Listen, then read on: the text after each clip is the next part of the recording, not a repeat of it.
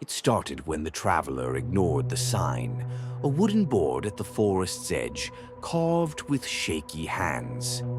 No entry after dusk, the moon remembers. He thought it was a joke, an old superstition to keep people away from Elden Hollow, a village hidden deep in the northern woods. He had been walking for hours, and the night was falling like a curtain of black velvet. By the time he reached the first house, the moon had already risen, and the village was silent. No lights, no voices, just dozens of homes with their windows covered from the inside, with thick blankets, black paint, even nailed planks. Every reflective surface was hidden. Even the wells were sealed with stones. He knocked on a door. After a moment, a frail old woman opened it slightly, her face half covered by a dark scarf. "You shouldn't be here," she whispered. "The moon's already looking." The traveler frowned. "I'm lost.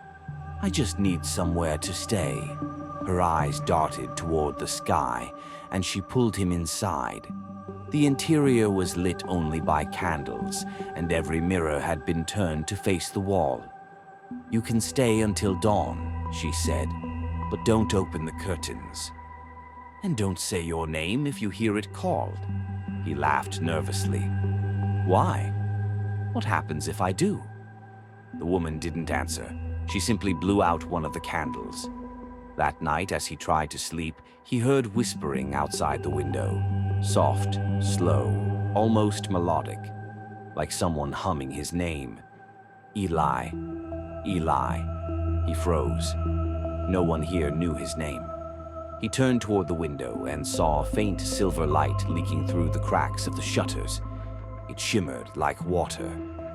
Then something moved behind it, a pale, distorted shape pressed against the wood, as if the moon itself was trying to peer inside.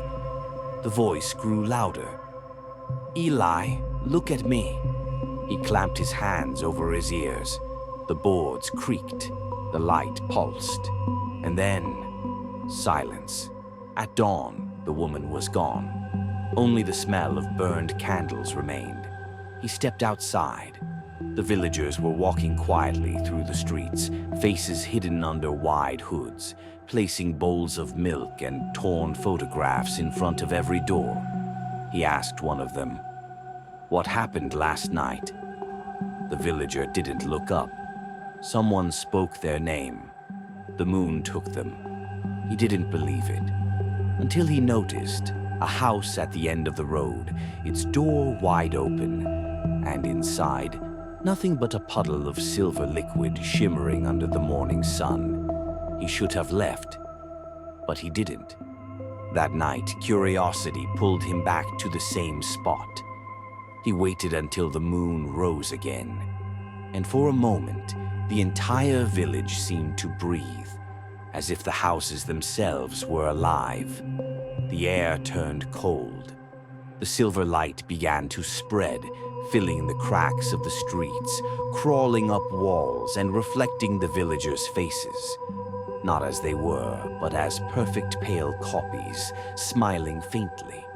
The traveler realized too late. The moon wasn't just a light, it was an eye, and every reflection was a way for it to see. When he tried to run, his reflection in a puddle didn't move.